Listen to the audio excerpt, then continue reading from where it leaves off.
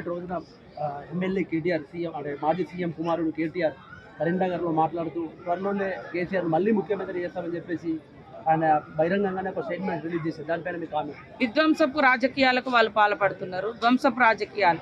ప్రజాస్వామికంగా మమ్మల్ని 65 మందిని మా ప్రతిపక్షంతో కలిసి సఫిషియంట్ నెంబర్ ఇచ్చారు అసెంబ్లీకి కావాల్సింది.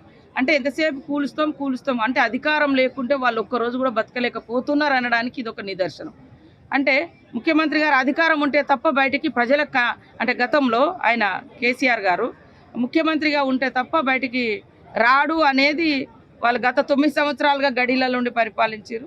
ఇప్పుడు కూడా అధికారం లేదు కాబట్టి కనీసము అసెంబ్లీకి వచ్చి వారు ఎమ్మెల్యేగా కూడా ప్రమాణం చేయలేకపోతున్నారు. అంటే ప్రజాస్వామ్యాన్ని ఎడి తీసుకుపోతున్నారు. రాష్ట్ర ప్రజలు ఆలోచించాలి. అంటే అక్రమంగా దొడ్డదారులు ఏదో ముఖ్యమంత్రులు అవుతామని ప్రజలు ఇచ్చిన మ్యాండేట్ మాకు. దాన్ని అట్లా మాట్లాడడం అనేది కొద్దిగా మైండ్ ఉండాలి, మెదడు ఉండాలి. కాంగ్రెస్ పార్టీకి కేవలం సానుభూతి తప్ప మరి ఏం లేదు. వాళ్ళ అభివృద్ధి నుంచి మాత్రం ఓటే లేదు. కొద్ది ఓట్ల శాతం తేడా ఉందని చెప్పేసి ఆయన పదే ఎక్కడికి వెళ్ళి అదే మాటలు చెప్తా ఉంటారు. అదే అంటానా, వాళ్ళు 63 తోటే గెలిచారు కదా ఫస్ట్లో. 63 సీట్లే వాళ్ళకంటే 1 సీటుతో మేము 2 సీట్లతో మేము అదనంగా ఉన్నాం. మరి అదే అంటున్నా, ఇంత నీచపు కుళ్ళు రాజకీయాలు ఎందుకు?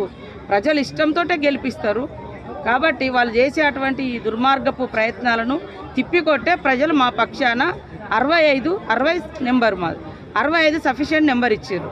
ఇంకా దాంట్లో ఏముంటుంది? మీలాంటి వాళ్ళు అర్థం చేసుకోవాలి. ఎందుకు ఈ కుహాలము, ఈ కుతూహలము, ఈ దుర్బుద్ధి ఎందుకు పుడుతుంది మీకు? ఈ దేవుళ్ళే వాళ్ళకు పనిష్మెంట్ ఇచ్చారు, ఇంకా ఇస్తారు కూడా. ఇంకోటి, సోషల్ మీడియానే మాకు కీలకంగా పనిచేయాలి. సోషల్ మీడియా ద్వారా కాంగ్రెస్ ప్రభుత్వం బదనం చేయాలని చెప్పేసి ఆయన ఇండైరెక్ట్లో డైరెక్ట్లో ఆయన అఫీషియల్గానే స్టేట్మెంట్ ఇస్తారు. సోషల్ మీడియానే వాడుకుందాం ఎక్కువ శాతం అని చెప్పేసి. అంటే సోషల్ మీడియాలో కూడా ఎవరో ఒకరిద్దరు తప్పుడు కూతలు కూస్తే ప్రజలు అర్థం చేసుకుంటారు. కానీ చేసిన పనిని సోషల్ మీడియాలో పెట్టుకుంటే అది ఫ్యాక్ట్ కనబడుతుంది. నేను లేని మాట అన్నాను అనుకో, నేను అన్నది తప్ప రైట్ అని ప్రజలు ఆలోచిస్తారు. కొద్దిసేపు కన్ఫ్యూజన్ ఉంటారు కావచ్చు, కన్ఫ్యూజ్ చేస్తారు కావచ్చు. జనరల్గా జరిగిన పనిని ప్రజల ముందు పెడితే ప్రజలు అర్థం చేసుకుంటారు. లేనిది కల్పించి చెప్తే వాళ్ళు ఎట్లయితే పని చేయరో అట్లాంటి పరిస్థితి అవుతుంది. వాళ్ళు అట్లాంటి ప్రయత్నమే చేసారు గతంలో. ఇప్పుడు కూడా వాళ్ళు ఏదో చేయాలనుకుంటారు. ఎందుకంత 5 సంవత్సరాలకు అవకాశం ఇచ్చారు. మీరేం కష్టపడ్డరని, మరి ఏం చేశారని బిల్లులు, ఇప్పుడు బిల్లుల గురించి అడిగిన 1000 బిల్లులు పెండింగ్లో పెట్టారు. ఎవరికి జీతాలు కూడా ఇవ్వలేదు, బిల్లులు ఇవ్వలేదు. వాళ్ళకి నచ్చిన పని చేసుకున్నారు. ప్రజలకు నచ్చిన పని చేయలేదు కాబట్టి ప్రజలు వాళ్ళని ఇంటికి పంపారు. మేము మంచిగా చేయనప్పుడు మమ్మల్ని పంపుతారు. మీరెందుకు దొడ్డదారిన రావాలి, దొంగ వ్యవహారాలు ఎందుకు అని అంటున్నారు. ఫైనల్గా కేటీఆర్కు మీరు ఏం చెప్పదలుచుకున్నారు? బుద్ధిగా పనిచేయి. ప్రతిపక్షంగా నీకు ప్రతిపక్ష హోదా ఇచ్చారు. ప్రతిపక్షంగా పనిచేయి, నిర్మాణాత్మక ప్రతిపక్షంగా ఉండండి. ప్రజలు మీ ప్రతిపక్ష పాత్రను హర్షించినప్పుడు మీకు ఎప్పుడైనా అవకాశం వచ్చినప్పుడు స్ట్రేట్ ఫార్వర్డ్గా ప్రజాస్వామికయుతంగా రావాలి తప్ప దొడ్డిదారిన ప్రభుత్వాలను కూల్చే కుట్రలు మానుకోండి అని చెప్తారు. తప్పకుండా చేస్తాము, ఒక్కొక్కటి చేస్తున్నాము. మేము ప్రభుత్వం వచ్చిన కాంచి ప్రజా సంక్షేమం కోసమే పాటుపడుతున్నాము. ఎక్కడ కూడా మా సొంత కట్టడాల కోసమో, సొంత వెహికల్ల కోసమో, సొంత వాటి కోసం రూపాయి కూడా మా సొంత అవసరాల కోసం ఇష్టానుసారంగా ఖర్చు పెట్టలే. వారు లక్షల కోట్ల అప్పులు తెచ్చి తమకు ఇష్టమున్న కట్టడాలు, ఇష్టమున్న జీవితాన్ని గత ప్రభుత్వం అనుభవించింది. మా సీఎం గారు కూడా అట్లాంటిది లేదు. మేమెవరం కూడా అట్లా చేయడం లేదు. ఉన్నదంతా కూడా ప్రజలకు ఇవ్వడానికే, ప్రజలకు దగ్గరికి రావడానికి. ఒక్క బస్సు, ఉచిత బస్సు పెడితే ఎంత కడుపు మండుతుందో వాళ్ళకి తెలుసు. ఆటో వాళ్ళని రెచ్చగొట్టుడు, ఆటో వాళ్ళకు కూడా చెప్పిన వాళ్ళనేం. ఇప్పుడు ఈ గల్లీలలో ఆటోలు తిరగడానికి బస్సు అయితే అడ్డం కాదు కదా. ఇప్పుడు ఇక్కడ నుంచి ఒక హైదరాబాద్ పోవాలి, కరీంనగర్ పోవాలి, వరంగల్ పోవాలంటే ఒక ఉచిత బస్సు అనేది ప్రతి ఇంట్లో ఒక మహిళ ఉంటుంది, పిల్లలు ఉంటారు, ఎక్కడెక్కడ. దాన్నే ఓర్వలేకపోతున్నారు. మా ప్రభుత్వము తీసుకున్నటువంటి గుడ్ స్టెప్స్, మంచి నిర్ణయాలు ఏవైతున్నాయో వాటిని సహించలేక రకరకాలుగా మాట్లాడుతున్నారు.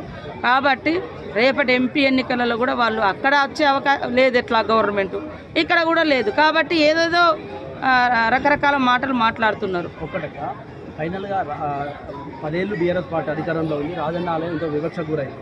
బీజేపీ అధికారంలో ఉంది, ₹1 కూడా దీనికి కేటాయించలేదు. అంటే నువ్వు చేయ అభివృద్ధి, నువ్వు చేయని చెప్పి ఇద్దరి మధ్య రాజన్న ఆలయం మాత్రం వివక్షకు గురైంది, డెవలప్ కాలేదు. ఇప్పుడు మీ ప్రభుత్వం వచ్చింది, మీరు ఎట్లా చేయబోతుంది? తప్పకుండా మా సీనియర్ ఇంతకుముందే నాతో మాట్లాడిండు. సీఎం గారి దృష్టి తీసుకుపోయి సీఎం గారు చైర్మన్గా గతంలో పెట్టారు కానీ ఏం చేయలేదు.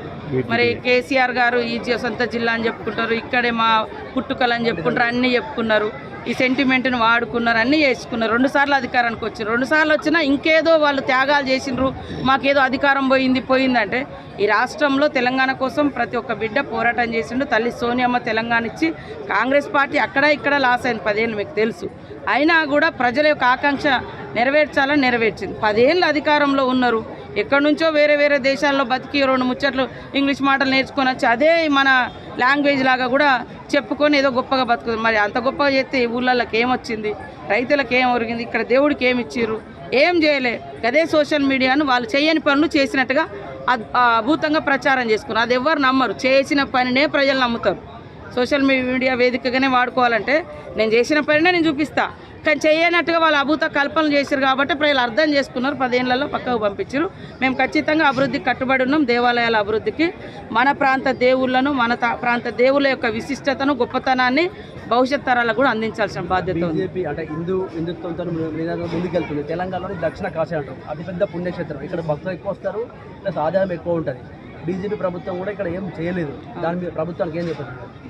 ఖచ్చితంగా అదే అంటున్నా, ఒక్కొక్క ప్రాంతంలో ఒక్కొక్క దేవుడు యొక్క గొప్పతనం ఇవన్నీ స్మార్ట్ చేసి ఒక్క దేవుడు కానే ఒక ప్రాంతం కానే అని వాళ్ళు ఒక దిక్కు పోతున్నారు. మేము ఎక్కడైతే ఆ ప్రాంత ప్రజల యొక్క విశ్వాసం నమ్మకం ఉంటుందో ఆ యొక్క గొప్పతనాన్ని కాపాడుకుంటూ భవిష్యత్ తరాలకు అందియాలి. ఏ ప్రాంతంలో ఇప్పుడు నాకు ఇష్టదైవం సమ్మక్క సారలమ్మ, తర్వాత మా తల్లిదండ్రులు ఇక్కడికి వచ్చిన తర్వాత అడిగి పోతూ ఉంటాం, అంటే ఈ 2 దేవుళ్ళతో ఉంటుంది. ఇక మరి ఇంకొక అడిగి పోయి ఇప్పుడు మనకు కూడా మొదటి నుంచి కూడా రాముడు, సీత, లక్ష్మణుడు మనము భద్రాచలంలో కొలుదీరు.